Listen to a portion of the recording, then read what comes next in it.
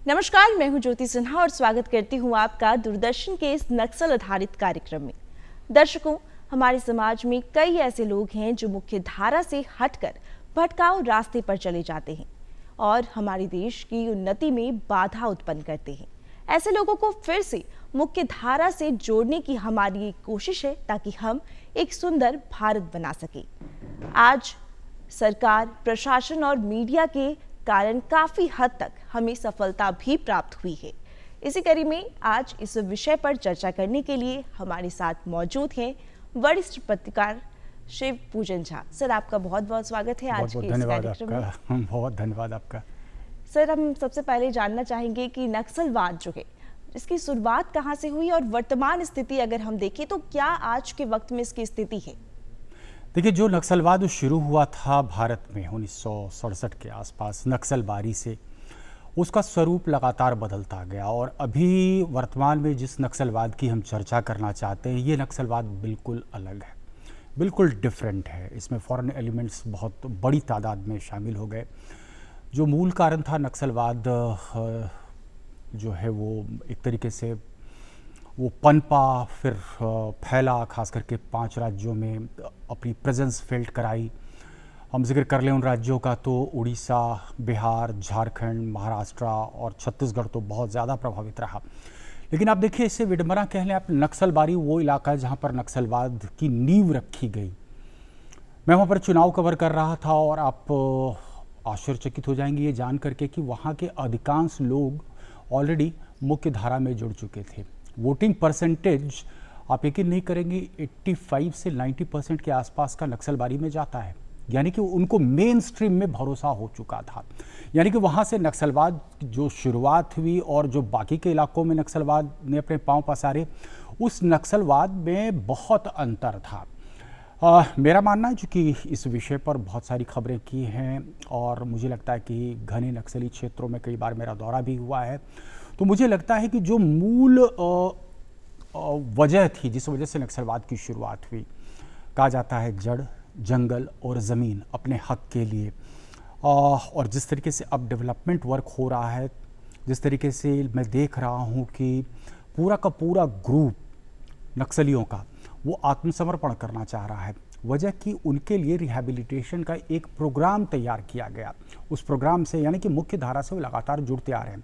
बहरहाल इन तमाम विषयों पर हम अलग अलग चर्चा करते रहेंगे, लेकिन मूलतः आपके प्रश्न का अगर मैं जवाब दूं तो मुझे लगता है कि जो नक्सलवाद जिस तरीके से शुरू हुआ था, उसका स्वरूप पिछले कई दशकों में ज़बरदस्त तरीके से परिवर्तित हुआ।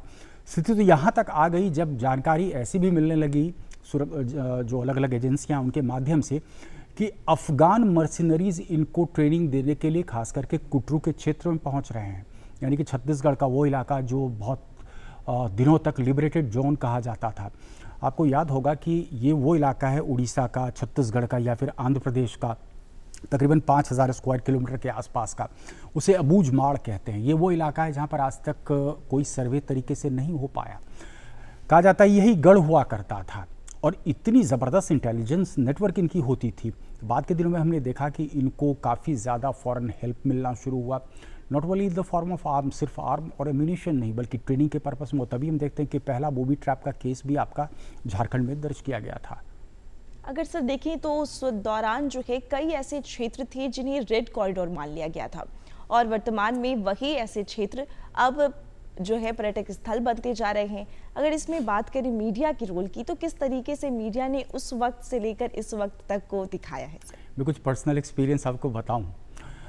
देखिए, एलेक्स पॉल मेनन सुकमा के डिस्ट्रिक्ट कलेक्टर थे, इनका एब्डक्शन हुआ था। फिर मलकानगिरी के डिस्ट्रिक्ट कलेक्टर का भी एब्डक्शन हुआ था और मुझे लगता है कि पूरी नेशनल मीडिया मलकानगिरी जैसे उड़ीसा के छोटे से जगह पे पहुंच करके और एक तरीके से मुहिम चली थी। जितने भी लोगों की तरफ से ये आवाज़ आ रही थी अगर उनकी पत्नी शाम को कैंडल मार्च करती तो उसका भी प्रोजेक्शन मीडिया प्रॉपर तरीके से दे रहा था। दूसरी अहम बात आप ये देखें कि छत्तीसगढ़ के अलग अलग इलाके में नक्सलवाद ने अपना पांव पसारा, बिहार में उस तरीके से क्यों नहीं पांव पसारा? मूल कारण क्या था? सिर्फ सबसे बड़ा कारण ये था कि यहाँ पर हमने देखा कि डेवलपमेंट वर्क जो है वो उन इलाकों तक पहुँच पाया और इस डेवलपमेंट वर्क का प्रोजेक्शन आखिर कौन करता है? मीडिया। ऐसे बहुत सारे केसेस हमने देखे हैं जहां पर कि मीडिया के इंटरवेंशन के बाद जो एब्डक्टेड लोग थे वो छुड़ाए गए। कई बार तो ऐसी भी स्थिति होती थी कि जब ये कैंगरू कोर्ट लगाते थे, कैंगरू कोर्ट में एक तरीके से हम कह सकते हैं इनके लिए बड़ा कस्टमरी हो गया था कि किसी भी मीडिया वाले को अपने कैंगरू कोर्ट में बुलाएं और वहाँ पर किसी को सज़ा दी जाती थी जिसे वो मुखबिर कहते थे, या कोई गलती किसी ने की थी, क्योंकि यहाँ पर तो जज भी खुद ही बनना है, उनको सज़ा देने वाला भी खुद ही बनना है, वो तो पूरा फैसला वहीं कैंगरू कोर्ट में ही उनको सुनाना है। वहाँ पे हमने देखी कि मीडिया की बड़ी अहम भूमिका हुई। देखिए, ये 2 वे कम्युनिकेशन होता है मीडिया की भूमिका जो होती है, तो यानी कि अगर कुछ गलत हो रहा है उसे प्रशासन तक पहुंचाना, आम लोगों तक पहुंचाना, नक्सलवादियों की तरफ से अगर कुछ गलत हो रहा है तो उसकी भी जानकारी जा रही है, और प्रशासन ने अगर कुछ ज्यादती की, भोले भाले किसी ट्राइबल के खिलाफ कोई ऐसी कार्रवाई हुई जिससे हो सकता है भविष्य में वो प्रशासन के खिलाफ अपने जहन में कुछ बातें वो समेट करके संजो करके रखे, तो मीडिया की भूमिका काफ़ी अहम रही है, काफ़ी सराहनीय रही है। खास करके इस मामले में जो सेंसिटिव सिक्योरिटी से रिलेटेड चीज़ें हैं, जाहिर तौर पर मीडिया ने हमेशा कोशिश की है कि उसे बाहर ना लाया जाए। मैं सेंसिबल जर्नलिज्म की अगर बात करूं तो बाकी मेरा मानना है कि हमेशा इसका रोल जो मीडिया का रहा है वो काफ़ी पॉजिटिव रहा है इस मामले में। अभी हमारे सिक्योरिटी फोर्सेस को जिस तरीके से सफलता मिली है, अब गढ़चिरौली की बात कर ली, या फिर मुझे लगता है कि जो लिबरेटेड जोन कहा जा रहा था छत्तीसगढ़ का, इन तमाम इलाकों में बहुत रिवर्सेस मिले हैं माओवादियों को, और तभी हम देख रहे हैं कि लगातार जो है थोक के भाव में ये सरेंडर भी करते चले जा रहे हैं, मुख्य धारा से जुड़ते चले जा रहे हैं। देखिए, मुख्य धारा से जोड़ने की सर आपने बात कही, तो सरकार द्वारा कई तरह की योजनाएं भी चलाई जा रही हैं ताकि ये लोग फिर से मुख्य धारा से जुड़े, और जो है सरकार इसे लेकर के रोशनी नामक पहल भी चलाई, और कई योजनाएं, चाहे वो शिक्षा से जुड़ी हो, रोजगार से जुड़ी हो, तो हम चाहेंगे इसके बारे में थोड़ी जानकारी। देखिए, बहुत सारी योजनाएं हैं। मुझे याद है कि पत्रकार होने के नाते एक खबर हमने की थी खूंटी के आसपास, एक शायद सब जोनल कमांडर या कमांडर के रैंक पर एक था, और आज वो पुलिस वालों की वर्दी सिलाई कर रहा है। हार्डकोर नक्सली वो पुलिस वालों की वर्दी सिल रहा है, बहुत खुश है, मुख्य धारा में आकर के बहुत खुश है। और ये जो है, मैं कह सकता हूँ कि वहाँ के सीनियर कुछ ऐसे अधिकारी थे जो बहुत पॉजिटिव थे, उसको लेकर के उसे मुख्य धारा में लाया, और मुख्य धारा में लाना वहीं पर किसी की जिम्मेदारी ख़त्म नहीं हो जाती है। सबसे बड़ी जिम्मेदारी तो उसके बाद शुरू होती है। जब एक कहते हैं कि मीनिंगफुल एम्प्लॉयमेंट उसे कुछ प्रोवाइड किया जाए तो कोई हथियार क्यों उठाएगा। तो अगेन मैं बार बार कह रहा हूँ कि ये एक एक्स कमांडर दर्जी बन गया, ये केस इन आइसोलेशन नहीं है, ऐसे केसेस बहुत सारे हैं। आज आप देखिए, उन्हीं इलाकों में धीरे धीरे शांति वापस हो रही है, या फिर क्यों संभव हो पाया। या आपको याद होगा, सलवा जुडुम करके एक मूवमेंट शुरू हुआ था छत्तीसगढ़ में, वो भी एक कवायद थी कि जो भटके हुए हैं या फिर जो एक्स नक्सल्स हैं उनको मुख्य धारा में कैसे लाया जाए, और उन्हीं की मदद से जो बाकी हार्डकोर नक्सल्स हैं उनको किस तरीके से कन्विंस करके उनको मेन स्ट्रीम में जोड़ा जाए, या फिर उनके खिलाफ कार्रवाई की जाए। क्योंकि you have to think on those terms, उस टेरेन की आपको पूरी जानकारी होनी चाहिए। तो जिस तरीके से मुखबिरी नक्सलियों के लिए होती थी, उस तरीके की मुखबिरी अब सिक्योरिटी एजेंसीज के लिए होनी शुरू हो गई। दूसरी बात, डेवलपमेंट का आपने जिक्र किया, तो मैं आपको एक कंपैरेटिव एनालिसिस करके बता रहा था उस वक्त कि छत्तीसगढ़ में स्थिति बहुत भयावह थी, लेकिन बिहार नक्सल प्रभावी होने के बावजूद तकरीबन 18 ज़िले बिहार के ये भी प्रभावित रहा है नक्सलवाद से, लेकिन इसके बावजूद जो हम कहते हैं कि स्पेक्टाकुलर नक्सल अटैक्स बिहार में काफ़ी कम हुए, क्योंकि हमने देखा कि खास करके 2005 के बाद से विकास की धारा लगभग हर इलाके में, हर इफेक्टेड पार्ट्स में बिहार में भी स्प्रेड हुआ है, और लोग इस बाबत वो मुख्य धारा से जुड़ते चले गए। मुझे लगता है आने वाले दिनों में इस पहल को और भी तेज़ करनी होगी, खास करके ट्राइबल पॉकेट्स में, जहाँ पर आप कोई इंडस्ट्री सेटअप करते हैं और वो स्किल्स ट्राइबल्स के पास नहीं है। ट्राइबल्स क्या करते हैं, आप ऐसे समझिए, या तो वो तेंदू पत्ता इकट्ठा करना जानते हैं, या फिर वो एक ट्रेडिशनल मेटलर्जी उनको पता है। अब अगर आप मॉडर्न इंडस्ट्रीज़ या वहाँ पर आप फैक्ट्रीज लगा रहे हो, या फिर आप वहाँ पर कोई इंस्टीट्यूशंस कर रहे हो, तो एक डिटैच होता है। ट्राइबल्स को आपको वो नो हाउ देना पड़ेगा, वो जानकारी आपको देनी पड़ेगी ताकि वो मुख्य धारा में जुड़ सके, नहीं तो वो अलग धलक खुद को महसूस करेगा। जो झूम कल्टिवेशन कर रहा है लगातार सदियों से, आप उम्मीद करेंगे, वो शिकार करके खा रहा है, आप उम्मीद करेंगे कि किसी इंडस्ट्री में आकर के वो काम करे, तो ये संभव नहीं होता है। तो बहुत मुझे लगता है कि ये जो कवायद है, ये कवायद सिंगल प्रोंग्ड अप्रोच नहीं हो सकती, मल्टी प्रोंग्ड अप्रोच ये होना पड़ेगा। उनको एजुकेट करना, मुख्य धारा में लाना, उनको जो लेटेस्ट टूल्स टेक्निक्स हैं उससे वाकिफ़ कराना, तब मुझे लगता है कि नक्सलवाद पर एक करारा चोट हमारा हो सकता है। हालांकि अब मुझे ऐसा प्रतीत होने लगा है कि अपनी अंतिम सांसें ले रहा है। शिक्षा का अभाव, रोजगार का अभाव और कहीं ना कहीं कनेक्टिविटी के अभाव के कारण ही जो है नक्सलवाद को बढ़ावा मिला। लेकिन अगर आपने जिस तरीके से बताया शिक्षा के बारे में, तो आज के वक्त में कई सारे स्कूल्स जो हैं वो ओपन किए गए हैं और कहीं ना कहीं काफ़ी हद तक यहाँ पर अब बच्चे आ रहे हैं और ख़ासकर जो ऐसे एरियाज़ हैं वहाँ पर अब डेवलपमेंट भी दिख रहा है। इसे लेकर क्या कहेंगे? इसे भी मैं एक एग्जाम्पल के माध्यम से आपको बताना चाहता हूँ। खास करके रोहतास के आसपास का क्षेत्र, रोहतास के तो जो अभेद दुर्ग जिसको कहा जाता है उसकी कहानी आपने सुनी ही होगी। उस अभेद दुर्ग की कहानी ये थी कि उसे आज तक कभी जीता नहीं जा सका था। जो रोहतास फोर्ट है और कितना पुराना है कोई नहीं बता सकता। साक्ष्य ऐसे हैं कि वो बहुत पुराना है, मुगलों से भी काफ़ी पहले से वो रहा है। वो नक्सलियों के कब्जे में हुआ करता था। तो नक्सली आखिर उस इलाके में अपना गढ़ उसे कैसे बना करके थे? जब तक उनको लोकल सपोर्ट नहीं था, ये संभव कैसे था? उसके बाद उस इलाके में तैनाती होती है विकास वैभव करके एक IPS अधिकारी की, जो सबसे पहले समझने की कोशिश करते हैं क्या ऐसे फैक्टर्स हैं जिससे कि एक कनेक्टिंग लिंक इस्टेब्लिश हो सकता है इन ट्राइबल्स को, क्योंकि they had a very chequered history, उनका इतिहास बहुत गौरवशाली रहा था। तो इन्होंने क्या किया है, एक अधिकारी है अगर वो ठान लेता है तो उन्होंने क्या किया, वहाँ के युवाओं को प्रेरित करना शुरू किया, वहाँ के युवाओं को मुख्यधारा से जोड़ना शुरू किया। आज वहाँ के युवा आपको टॉर्च लेकर के नज़र आएंगे, वो टूरिस्ट गाइड का काम कर रहे हैं। आप भी घूमना चाहेंगे अगर रोहतास फोर्ट में, तो you have got tourist guides there. पहले कोई वहाँ चढ़ नहीं सकता था, अभेद किला था, आपको बहुत लंबी चढ़ाई करनी पड़ती थी अगर किला को देखना, और बहुत भव्य है वो किला, बहुत भव्य है वो किला। लेकिन जो भटका हुआ यूथ था, जो शायद कभी नक्सलियों की मदद कर रहा था, वो आज मेन स्ट्रीम का हिस्सा हुआ। तो शिक्षा के प्रति जो जागरूकता थी वो धीरे धीरे वो बढ़ना शुरू हुआ है। और अब लोग चाहते हैं कि उनके बच्चे भी पढ़ लिख करके कुछ करें। तो अब स्कूल बिल्डिंग्स को उड़ाए जाने की खबरें बहुत कम हो गई हैं। वजह कि लोगों का, स्थानीय लोगों का आक्रोश झेलना पड़ सकता है उनको। लेकिन ऐसे भी जगह अभी हैं। मैं अबूझमाड़ का जिक्र कर रहा हूँ। आप जगदलपुर के बाद के इलाके में चले जाएं, खास करके जंगली इलाके में, आपको स्कूल का कहीं पर कोई, गवर्नमेंट मिशनरी का कहीं पर कुछ आपको दिखता नहीं है। वही बात सर की कनेक्टिविटी कहीं ना कहीं कम करने की कोशिश की गई, लेकिन आज के वक्त में अगर देखें तो वही कनेक्टिविटी को डेवलपमेंट जो है वो किया गया, और आज के वक्त में नक्सलवाद इसी वजह से कहीं ना कहीं कम हुआ है। लेकिन सर अगर बात करें जागरूकता की, तो किस तरीके से मीडिया अपना रोल निभाते हुए जागरूकता जो है वो नक्सलवादी इलाकों में पहुंचा रहा है?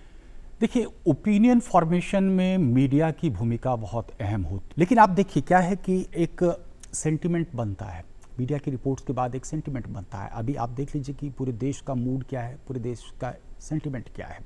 अगर सेंसिटिविटी का पूरी तरह से ख्याल रख करके अगर रिपोर्टिंग की जा रही है, तो मीडिया मुझे लगता है कि बहुत पाइवटल रोल इसने पहले भी प्ले किया है, अब भी प्ले कर रहा है और आने वाले दिनों में भी प्ले कर सकता है। हमने आपको 2 डिस्ट्रिक्ट कलेक्टर के सरेंडर की बात बताई।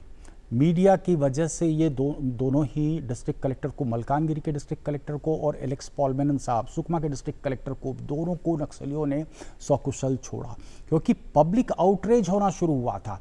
अब आप सोचिए कि अगर सड़क पर, सुकमा की सड़कों पर महिलाएं बड़ी तादाद में कैंडल लेकर के निकल रही हैं, वजह एलेक्स पॉल मेनन एक ऐसे अधिकारी थे, एक ऐसे IAS अधिकारी थे जो उनकी बात सुनते थे। उनके एक रिक्वेस्ट पर उनके गांव तक जाते थे और चापानल की अगर व्यवस्था नहीं है तो वो चापानल वहां पर लगाते थे। यानी कि वो चाहते थे कि विकास की धारा बिल्कुल सुदूर इलाके में भी कोई अगर बैठा हुआ है तो वहां तक पहुंचे। And he never feared for his life. तभी तो वो 2 गार्ड लेकर के जाते थे घने नक्सली इलाके में, जहाँ पर पूरी बटालियन जाती है अपनी सिक्योरिटी सुनिश्चित करने के लिए।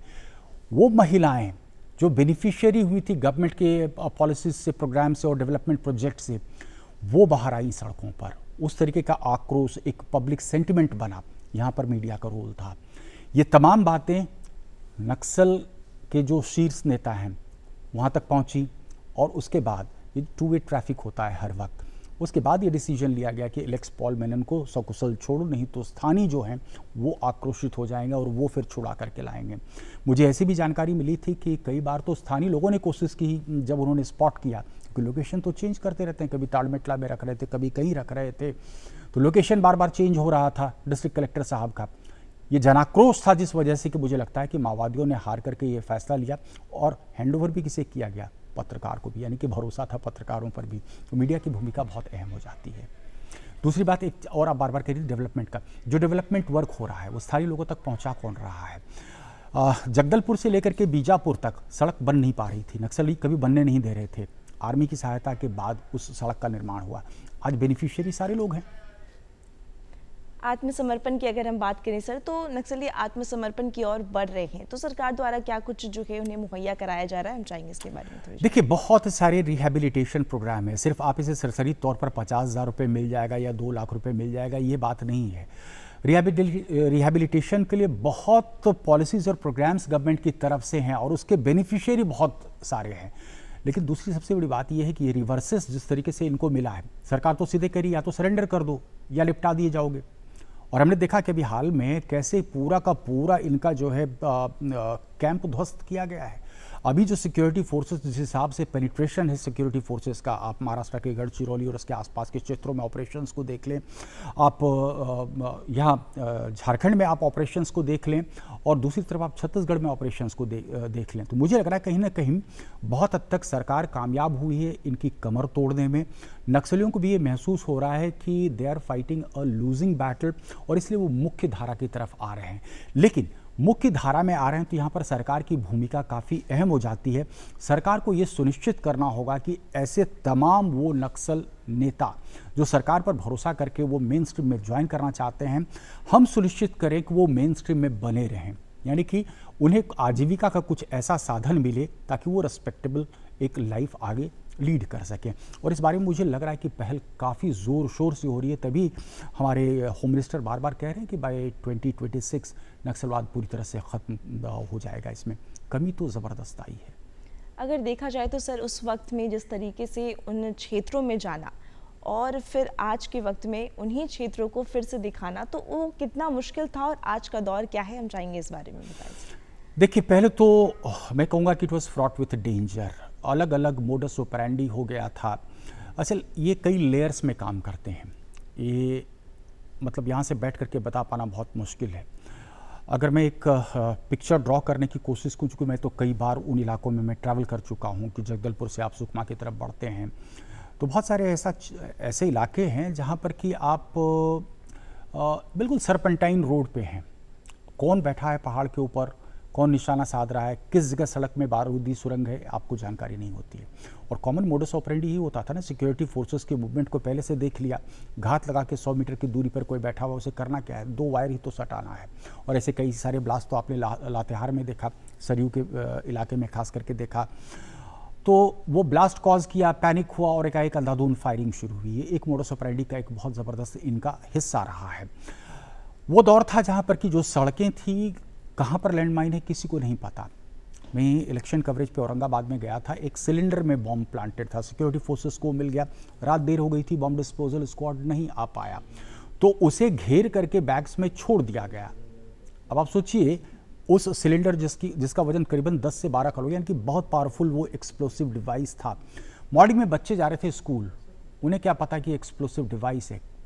वहाँ पर सुरक्षा के लिए कोई सुरक्षाकर्मी नहीं था, बच्चे खेलने लगे उससे और वो ब्लास्ट हुआ और कई बच्चों की जान चली गई। मोडस ऑपरेंडी ये हुआ करता था उस वक्त। आप जंगल में पेट्रोलिंग कर रहे हैं, कूम्बिंग ऑपरेशन पे हैं, एकाएक पत्तियों पर आपका पैर पड़ा और स्पाइक के ऊपर आप बिल्कुल स्पाइक आपके शरीर में घुस गया।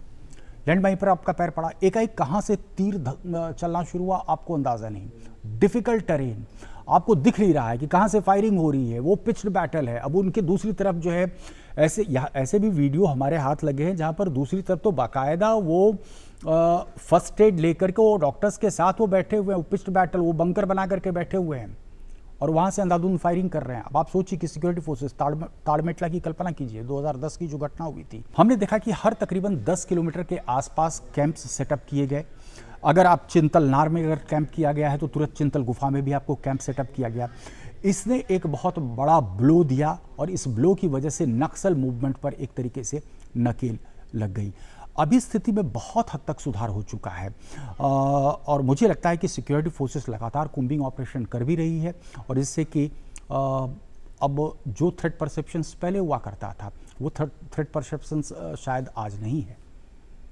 अगर देखें सर तो आज के वक्त में तो सोशल मीडिया का ज़माना है और हर किसी के हाथ में फ़ोन है, तो सोशल मीडिया के माध्यम से आज के दौर में किस तरीके से जागरूकता फैलाई जा रही है, मीडिया किस तरीके से जागरूक कर रहा है, हम जाएंगे इसके बारे में जानकारी। देखिए, सोशल मीडिया तो एक माध्यम है, मीडिया था, अब वो सोशल मीडिया आप उसे कह रहे हैं।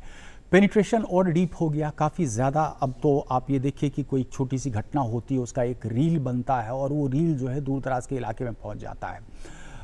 पत्रकार होने के नाते आपकी और हमारी जो भूमिका है वो भूमिका भी थोड़ी सी बदल गई। छोटे से गांव में अगर किसी नियामत अंसारी की हत्या होती है कैंगरू कोर्ट में, तो पता चला किसी ने उसका एक वीडियो बना लिया और उस वीडियो को रिलीज़ कर दिया।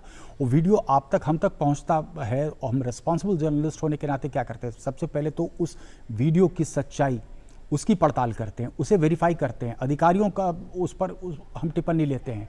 तो क्या है कि डिसेमिनेशन ऑफ इंफॉर्मेशन काफ़ी इंस्टेंट होता है। अगर कैंगरू कोर्ट में कुछ गलत हुआ है तो लोगों का एक आक्रोश उस घटना के खिलाफ होता है। तो मीडिया की भूमिका थी, उसी भूमिका को और मल्टीफोल मैग्नीफाई कर दिया है सोशल मीडिया में, but with a clause. Social media में चेक्स एंड बैलेंसेस नहीं होते हैं और जिस वजह से अगर मान लीजिए कैंगरू कोर्ट में कुछ गलत हुआ, उसके जस्टिफिकेशन को बताते हुए चीज़ें अगर सोशल मीडिया पे डाल दी जाती हैं तो मुझे लगता है चेक्स एंड बैलेंसेस ज़रूर होना चाहिए वहाँ पे। सर, जिस तरीके से आपने बताया कि कनेक्टिविटी, शिक्षा और साथ ही साथ रोजगार जो है जो सरकार द्वारा मुहैया भी करवाई जा रही है, और यही वजह है कि नक्सलवाद जो एक बड़ी समस्या रही और काफ़ी हद तक ये घटा है। खासकर अगर बात करें सर तो पर्यटक क्षेत्र जो अब पार्क में तब्दील हो गए हैं, जिन क्षेत्रों पर लोग जाने से डरते थे वहाँ पर अब लोग जा पा रहे हैं, हम चाहेंगे इसके बारे में थोड़ी जानकारी। हाँ, देखिए, अब मैं थोड़ा फॉर्चुनेट रहा हूँ, थोड़ा सा एडवेंचरस जर्नलिज्म की ओर काफ़ी था। छत्तीसगढ़ में इतने खूबसूरत इलाके हैं, उड़ीसा के मलकानगिरी और इन इलाकों में आप चले जाएं, इतना खूबसूरत है आप कल्पना नहीं कर सकते हैं। लेकिन कोई आम टूरिस्ट वहाँ जाना नहीं चाहता। फैसिलिटीज़ नदारद हैं, फैसिलिटीज़ है ही नहीं। झारखंड में भी ऐसे वाटरफॉल्स हैं जिसकी शायद आप कल्पना नहीं कर सकते हैं। अगर वहाँ पर थोड़ी सी टूरिज़्म की व्यवस्था तरीके से की जाए और नक्सलवाद उस इलाके से अगर ख़त्म होता है तो यकीन मानिए कि ये इतने बेहतरीन टूरिस्ट स्पॉट हैं जिसकी कल्पना नहीं की जा सकती है। मैं कहूँ मैन पार्ट, सीता बेंगरा, या फिर आप चले जाएं जगदलपुर से आगे, मैं झरना का नाम भूल रहा हूँ, बहुत सारे ब्यूटीफुल बटरफ्लाइज की सेंचुरी है। आप कल्पना कीजिए बटरफ्लाइज की सेंचुरी में घूमना कितना आपको ये करेगा। या मलकानगिरी के इलाके में ही इतनी खूबसूरती है जिसका अंदाज़ा नहीं लगाया जा सकता। बहुत सारे ऐसे स्पॉट्स हैं, लेकिन क्या है कि ये वर्जिन ब्यूटीज़ बन करके रह गए। यहाँ पर पर्यटकों का जाना लगभग ना के बराबर है। लेकिन जैसा मैंने पहले ही चर्चा की शुरुआत में ही जिक्र किया था ज्योति आपको, कि रोहतास फोर्ट भी बहुत गौरवशाली फोर्ट था।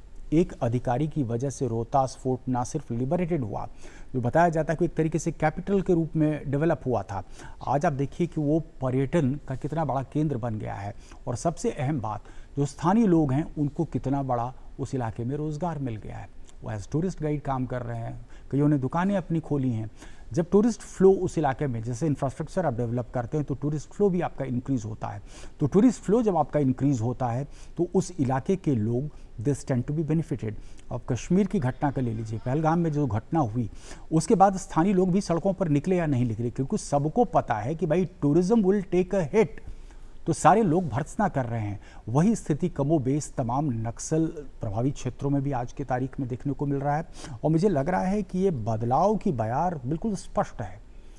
और ये तमाम वो इलाके जो वर्जिन कहे जाते थे, इन इलाकों में भी बहुत जल्द आपको टूरिस्ट की गहमा गहमी देखने को मिलेगी। बहुत सारे स्विट्जरलैंड है हमारे इंडिया में, बहुत सारे स्विट्जरलैंड है। धीरे धीरे करके अब वो ही चीज़ें जो हैं वो अब उभर रही हैं और अब जो है जिन क्षेत्रों में लोग जाने से डर रहे थे वहाँ तक पहुँच पा रहे हैं। सर, आपका बहुत बहुत धन्यवाद इतनी मुख्य जानकारी हमारे दर्शकों तक देने के लिए और इतना सब कुछ हमारे दर्शकों तक बताने के लिए। बहुत बहुत धन्यवाद आपका ज्योति जी। दर्शकों, जैसा कि आपने जाना कि नक्सलवाद जैसी बड़ी समस्या जहां लोग मुख्य धारा से हट रहे थे, आज सरकार, प्रशासन और मीडिया के द्वारा किए जा रहे कार्यों के बाद अब लगातार इसमें जो है सुधार देखने को मिल रहा है और काफ़ी हद तक अब इस समस्या का हल भी मिल चुका है। अब काफ़ी लोग जो है मुख्य धारा में जुड़ चुके हैं। अगले अंक में हम फिर मिलेंगे एक नए विषय के साथ। तब तक के लिए मुझे यानी ज्योति सिन्हा और मेरी पूरी टीम को दीजिए इजाजत। पर आप देखते रहिए डीडी बिहार। नमस्कार।